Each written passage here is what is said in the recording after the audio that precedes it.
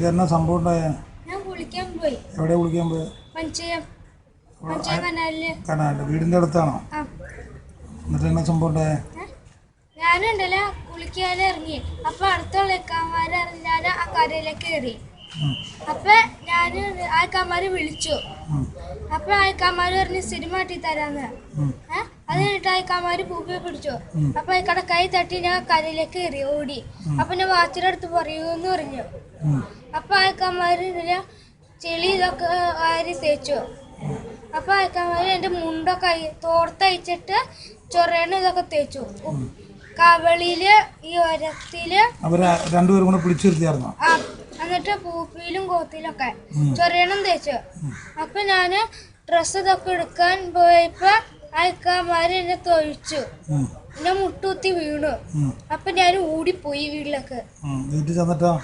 വീട്ടിൽ ഞാൻ ചുമ്മിച്ച് വെളിച്ചെണ്ണ ഒക്കെ തേച്ചു. ആഴ്ച 7 മണിക്ക്.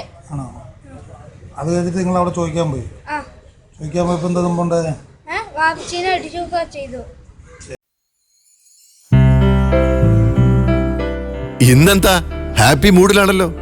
ഫിനാൻഷ്യൽ പ്രോബ്ലംസ് ഒക്കെ സോൾവ് ആയി. അതിന്റെ സന്തോഷം. നന്ദി പറയേണ്ടത് UAE എക്സ്ചേഞ്ചിനാ. Personal loan, vehicle loan, gold loan, tours and travels, money transfer, foreign exchange. India's financial supermarket, UAE Exchange.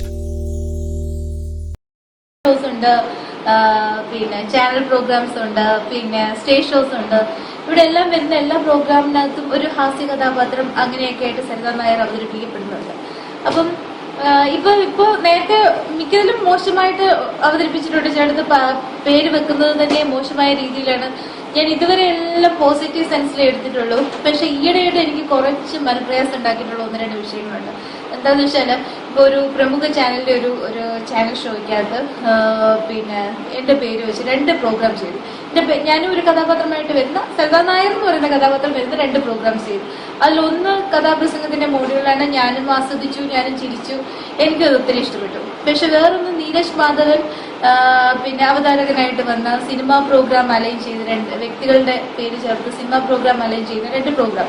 ഈ പ്രോഗ്രാമിനകത്ത് നീരജ് അറിഞ്ഞുകൊണ്ടാണോ അല്ലയോ, അല്ലെങ്കിൽ എന്റെ സ്ക്രിപ്റ്റ് റൈറ്റർക്ക് അറിഞ്ഞുകൊണ്ടാണോ ഇല്ലയോ, അടുത്ത ടമാർ പടാർ എന്ന് പറയുന്ന ഒരു പേരിലാണ് എന്റെ പേര് അലൈൻ ചെയ്തു വന്നത്.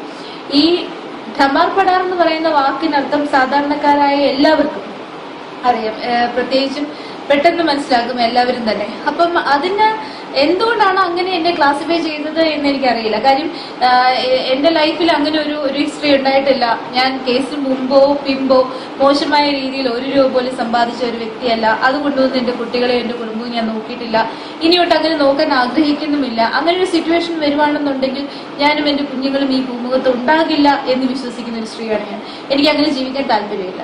അപ്പം അതുകൊണ്ട് തന്നെ ഒരുപക്ഷെ മാധ്യമങ്ങളിൽ ഞാൻ ജയിലിലായിരുന്ന സമയത്ത് വന്ന കഥകളായിരിക്കും എന്നെ പറ്റി ഇങ്ങനെ ഒരു മോശമായ പ്രതിച്ഛായ ഉണ്ടാക്കാൻ എല്ലാവർക്കും ഒരു പ്രചോദനമായതെന്ന് കരുതുന്നു. ആ സമയത്ത് എല്ലാ സ്ത്രീകളെയും പോലും ഞാനും ഇങ്ങനെ വിളിച്ചു കൂടണമെന്ന് ആഗ്രഹിക്കുന്നുണ്ട്. ഞാൻ അങ്ങനെ ഒരു സ്ത്രീയല്ല, ദയവേത് എന്നെ എങ്ങനെ ക്ലാസിഫൈ ചെയ്യരുത്, ഞാൻ അങ്ങനെ മോശമായ രീതിയിൽ പോയിട്ടില്ല, ഇതിന്റെ പിന്നിൽ വേറെ വിഷയങ്ങളാണ്, എന്നെ അങ്ങനെ ക്ലാസിഫൈ ചെയ്യരുത് എന്ന് ഞാൻ 100 പ്രാവശ്യം ആഗ്രഹിച്ചു. പക്ഷെ അൺഫോർച്ചുനേറ്റ്ലി ഒരു ജയിലിൽ കിടക്കുന്ന ഒരു തടവ് പുള്ളിക്ക് ഉണ്ടാകുന്ന എന്താ പറയാ സ്വാതന്ത്ര്യമില്ലായ്മ, അവിടെ എനിക്ക് പറയാൻ പറ്റാത്ത അവസ്ഥകൾ ഉണ്ടായിട്ടുണ്ട്.